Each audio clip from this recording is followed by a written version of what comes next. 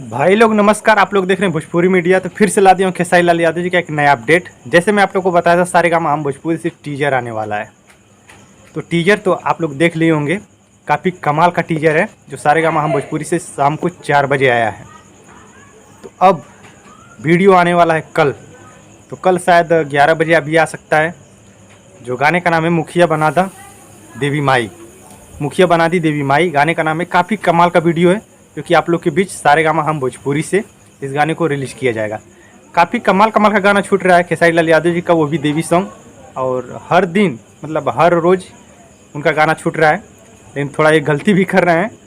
खैर छोड़िए, अब इसके बारे में मैं क्या बताऊँ। खैर बहुत बड़ी गलती कर रहे हैं और खेसारी लाल यादव जी का यही आ रहा है सारेगामा हम भोजपुरी से। तो आप लोग तैयार रहिए कल।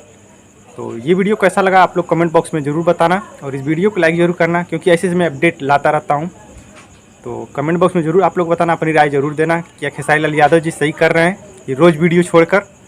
तो अपनी राय ज़रूर देना कमेंट बॉक्स में, क्योंकि हमें तो नहीं लग सकता है, हमें नहीं लगता है कि ये अच्छा हो रहा है। तो बस मिलते हैं नेक्स्ट वीडियो में, तब तक के लिए नमस्कार। जय भोजपुरी, जय समाज।